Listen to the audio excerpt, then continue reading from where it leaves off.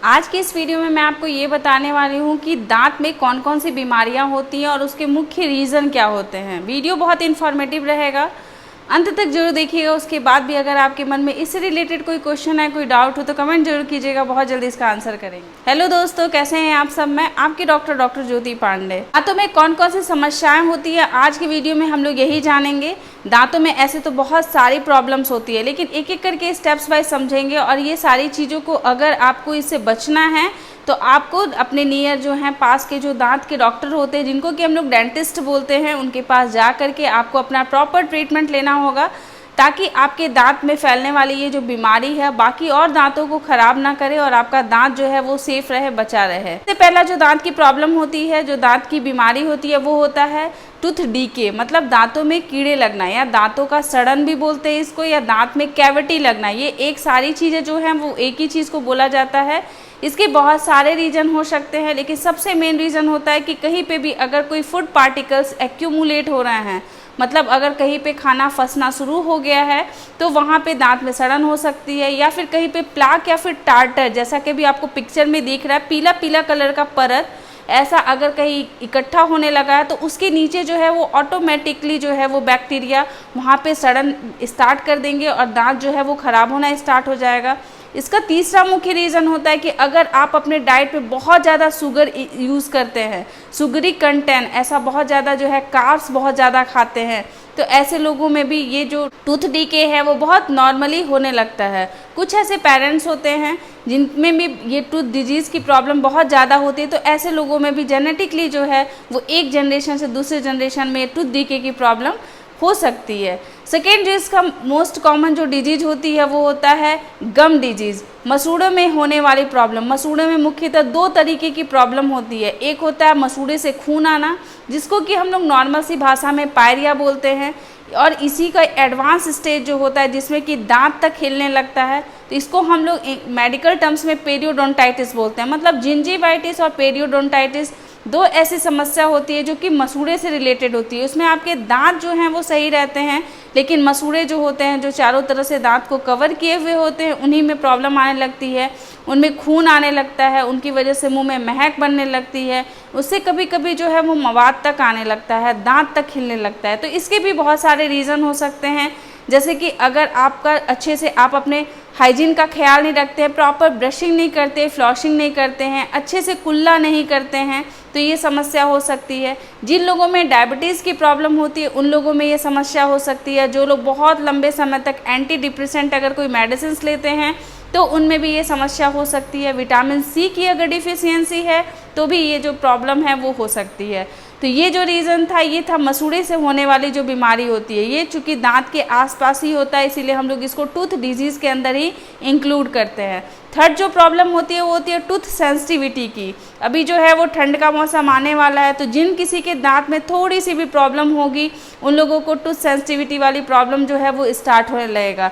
Tooth sensitivity इतनी ज़्यादा severe होती है कि हवा जो है वो भी बर्दाश्त नहीं होगा, ठंडा पानी, ठंडा खाना, सारी चीज़ों से आपके दांतों में प्रॉब्लम होने लगेगी।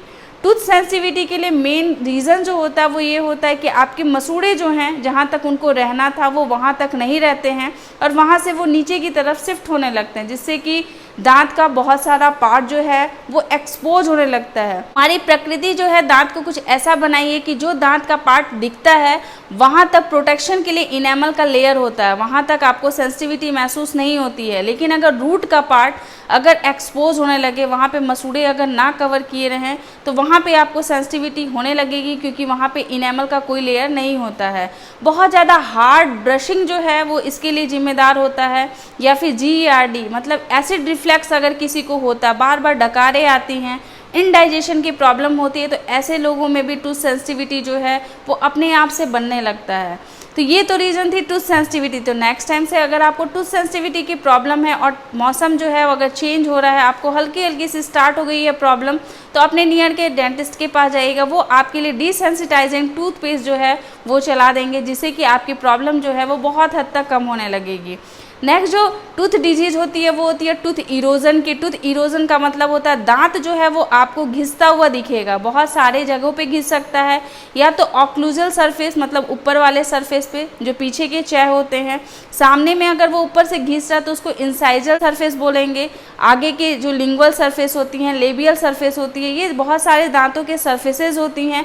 किसी भी सरफेस पे दांत जो है वो आपको घिसता हुआ महसूस होगा और दांत का आकार जो है वो पहले से छोटा होता हुआ महसूस होगा। तो अगर ऐसा आप लोगों के साथ हो रहा है तो इसके भी कई सारे रीज़न हैं और आपको कई सारी चीज़ों के ऊपर ध्यान देना है। जैसे कि अगर आपको एसिड रिफ्लैक्स हो रहा है तो आपको अपने खाने का जो प्रपोर्शन है उसको सही करना है, थोड़े थोड़े खाना को थोड़े थोड़े समय के बाद लेना है। अगर आप डायबिटिक पेशेंट हैं या ऐसी कोई मेडिसिन लेते हैं बहुत लंबे समय तक अगर आप ले रहे हैं तो आपको अपने डेंटिस्ट से मिल करके आपको इसके बारे में बात करनी होगी। या फिर अगर आप बहुत ज़्यादा हार्ड ब्रशिंग करते हैं, आपका ब्रश जो है उसका ब्रिस्टल देखने पे बिल्कुल वो फूल जैसा बन जा रहा है, तो इसका मतलब है कि आप जो है वो बहुत प्रेशर में ब्रश कर रहे हैं। दांतों पे प्रेशर अगर बहुत लंबे समय तक अगर लग रहा है और बहुत दिनों से अगर लग रहा है तो आपके दांत में टूथ इरोजन की समस्या जो है वो स्टार्ट होने लगेगी। ऐसे लोग होते हैं जिनको कि दांत में दांत को क्रंच करने की आदत होती है, वो दांत जो है वो पीसने लगते हैं, या कोई भी बात करते हुए भी अगर वो पीसते हैं दांतों को तो ऐसी समस्या हो सकती है। तो ये जो रीज़न थे ये थे टूथ इरोजन के। बहुत सारे रीज़न होते हैं, कोई भी एक रीज़न की वजह से आप में भी प्रॉब्लम हो सकती है। और लास्ट जो टूथ डिजीज़ है जो कि बहुत ज़्यादा इंपॉर्टेंट है, इसी के लिए आपको हमेशा जो है वो अपने डेंटिस्ट से चेकअप कराने की ज़रूरत होती है, वो होता है टूथ लॉस। टूथ लॉस से अगर आपको बचना है तो आपको दांतों में होने वाली जो प्रॉब्लम है उसी से आपको कंट्रोल करना है। स्टार्टिंग में ही अगर कोई प्रॉब्लम हो रही है तो उसको वहीं पे कंट्रोल कर लीजिए ताकि आपको आगे चल के आपको अपने दांतों को खोना ना पड़े।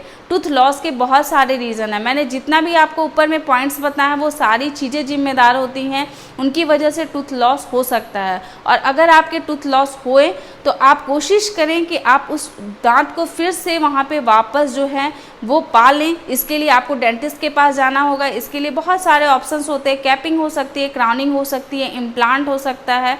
तो नेक्स्ट टाइम से अगर आपके दांतों में कोई भी छोटे से प्लाक हो या छोटी सी कैरीज हो या टूथ सेंसिटिविटी हो या फिर इरोजन हो रहा हो तो उसे बिल्कुल भी इग्नोर मत करिएगा, उसको प्रॉपर ट्रीटमेंट करा के उसको सही कर लीजिएगा। आई होप कि आपको ये वीडियो अच्छा लगा होगा। अच्छा लगेगा तो लाइक ज़रूर कीजिएगा और ये वीडियो को सारे लोगों के साथ शेयर कीजिएगा, क्योंकि दांतों में हर किसी को कुछ ना कुछ प्रॉब्लम जो है वो होती ही रहती है। आप लोगों के साथ हर छोटे से छोटे प्रॉब्लम को शेयर करते रहेंगे, लाते रहेंगे नए नए वीडियो। तब तक के लिए अपना ख्याल रखिएगा, अपने आसपास के लोगों का ध्यान रखिएगा। Take care, bye bye.